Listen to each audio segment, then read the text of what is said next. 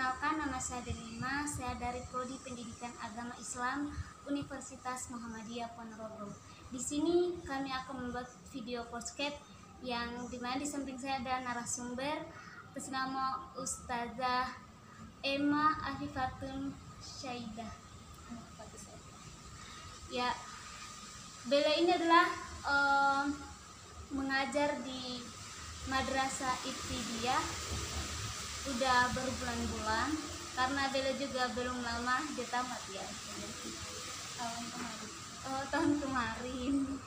Ya monggo itu aja dari saya Ustazah, monggo untuk memperkenalkan dulu. Saya Emma Afifatun Syaidah, juga alumni UNMO, lulusan Oktober 2023. Jurusannya PAI Hukum. Langsung aja di pertanyaannya. Untuk pertanyaan yang pertama itu, apa sih yang memotivasi Ustazah, yang melatar belakang Ustazah sehingga memilih mengajar di Muhammadiyah Ibtidaiyah? Di Madrasah Ibtidaiyah. Saya bilang lulusan tahun 2023 yang di jurusan PAI, yang memang ada salah satu jurusan itu untuk menjadi guru ya. Nah, qadarullah jalannya saya itu di Madrasah Ibtidaiyah, jadi sebagai guru kelas, jadi mengikuti semua mata pelajaran. Ya, berarti kalau untuk tanggung jawab seorang guru ibtidaiyah itu seperti apa? Tanggung jawab itu semua itu memiliki tanggung jawab ya, termasuk guru ya.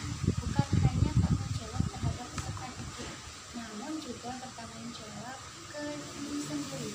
Apa yang sudah dipilih, apa yang sudah diamanatkan, ya itu perlu dipertanggung jawab. Jadi bukan hanya sekedar hanya profesi di dalam.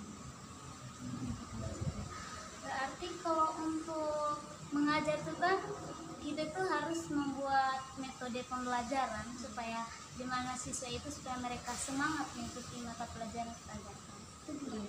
Untuk metode sendiri pastinya setiap tahun itu ada yang namanya rapat tahunan ya, dan masing-masing guru itu memilih ada metode yang berbagai macam.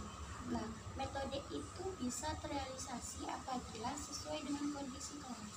Tapi ada kalanya tidak sesuai karena kondisi kelas yang biasanya anaknya itu tidak seperti yang kita inginkan, contoh lebih aktif. Jadi metode yang awalnya hanya isinya ceramah ataupun tertulis bisa jadi nanti berkembang menjadi dibuat game, dibuat tulis, atau yang bisa menambahkan semangatnya.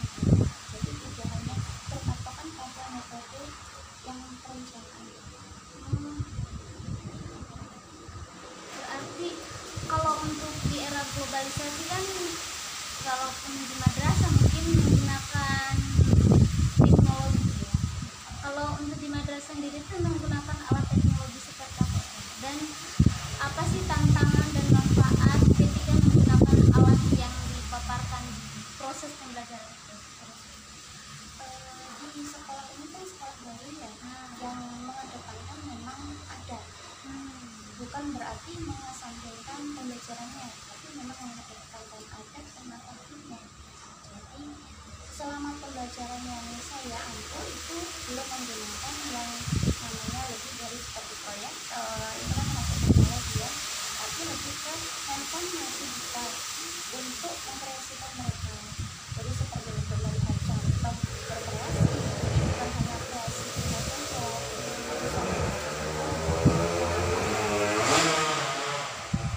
manfaatnya ya mereka pastinya sudah paham ya yang namanya handphone. Jadi mereka juga harus menggunakan. Untuk manfaatnya sendiri, ketika kita menggunakan dengan baik, dan insya Allah nanti penggunaan handphone itu akan berdampak. Contoh untuk merujaah, karena kan tadi kan lebih ke takdir ya sama ya, itu bisa untuk seperti pendampingan merujaah. Sebenarnya pendampingan merujaah itu biasanya didampingi oleh orang tua, bukan handphone sebenarnya. Karena apa? Karena lebih terasa manfaatnya ketika ada lafaz atau ayat yang kurang benar, itu kan beda lagi dengan handphone yang hanya mengucapkan dengan baik gitu. Iya. Kalau untuk ustazah itu untuk tips kepada orang tua murid ya, supaya mereka itu untuk mengajar ke anaknya supaya anaknya mereka itu tidak nakal dan mengikuti proses belajar mengajar. Terus dari orang tua Iya, untuk orang tua. kembali lagi sekolahnya yang saya diamanahkan itu mengedepankan adab. Jadi adab itu memang mengedepankan sekali, baik itu memakai sandal. Kalau sederhana ya biasanya anak-anak itu terburu-buru jadi pakai sandal, jadi memakai sandalnya kadang sebelah kiri dulu tidak sebelah kanan, begitu pun melepasnya. Dan di sekolah yang saya diamanahi itu mengedepankan adab itu tadi, salah satunya ada adab orang tua dan adab guru. Nah di situ kita bisa memberikan bagaimana adab yang baik ketika kita di sekolah seperti apa, ketika bertemu guru itu seperti apa, harus menundukkan badan sedikit dan membilang atau mengucapkan permisi, walaupun lewat di belakang itu mengucapkan permisi, karena memang benar-benar adab yang dicari. Dan untuk kedua orang tua, nah karena tadi sudah kita ajarin adab tadi terhadap guru, terhadap teman, terhadap orang tua. Nah di situ kita bisa masukkan adab terhadap orang tua itu seperti apa, tidak berbicara kasar, menjaga perkataan, lebih sopan ketika meminta sesuatu, jika belum diwujudkan itu bersabar, ketika orang tua memanggil atau menasihati itu didengarkan dan bersegera. Nah dari situ ketika anak sudah memiliki adab yang sudah ditanamkan di sekolah, nah insya Allah nanti di orang tua ketika orang tua menghilangkan atau menasihati itu insya Allah anak lebih aktif. Karena apa? Karena sudah dibekali di sekolah. Guru itu sebagai orang tua kedua, jadi yang memang benar-benar selain dari kontribusi guru, orang tua juga sangat berpengaruh. Jadi saling bekerja sama. Ya, itu lebih tertata insya Allah ketika adabnya sudah baik ya, bukan berarti tidak baik, sudah masuk kategori sudah paham apa itu adab terhadap orang tua. Insya Allah orang tua juga bisa membimbing anaknya bisa lebih terarah, bisa lebih mudah, walaupun terkadang kan karakter anak orang itu kan jadi ada, jadi ya orang tua juga butuh penanganan juga berbeda. Ya, kasih ustazah. Pertanyaan yang terakhir itu menurut ustazah sendiri, berikan motivasi, aspirasi kepada calon guru maupun yang sudah menjadi guru.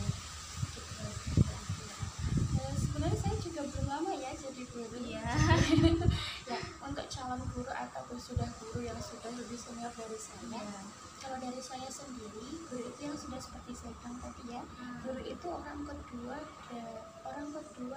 murid, peserta didik atau siswa.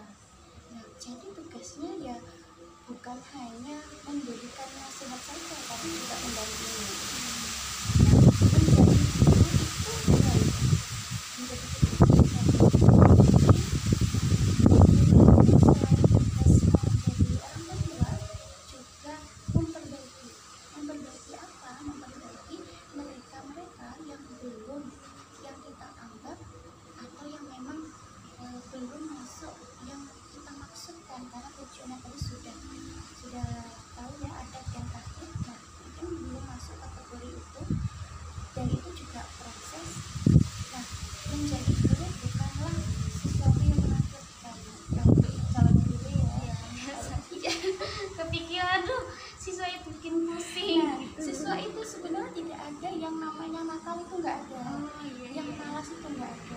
Yang nakal itu mereka dialihkan seperti mereka itu memiliki karakter mereka masing-masing.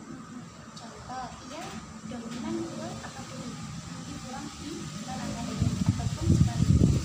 Nah, mereka itu sebenarnya tidak ada yang malas juga, karena mereka belum aja keinginan buat sebenarnya ini harus dilakukan, belum aja keinginan dan sebenarnya juga dari yang ketika nanti sudah terjun ke dunia pendidikan, ya jangan takut untuk mencoba. Nanti semua akan terlihat mereka itu tidak nakal. Terkadang ada anak yang pura-pura. Jadi di situ kita ya tadi kembali ke metode, bukan hanya seperti hanya menjelaskan dan sudah selesai, tapi juga melihat anak ini bagaimana cara penanganannya, bagaimana cara belajarnya. Ini juga jadi semangat buat untuk calon guru, dan terima kasih untuk yang sudah menjadi guru senior. Saya juga belajar banyak dari mereka. Itu ya Ustazah, luar biasa banget Ustazah. Terima kasih Ustazah atas kesempatannya sudah mengisi video podcast pada hari ini. Semangat kepada calon guru ataupun yang sudah menjadi guru, semoga kita selalu dilimpahkan keberkahan.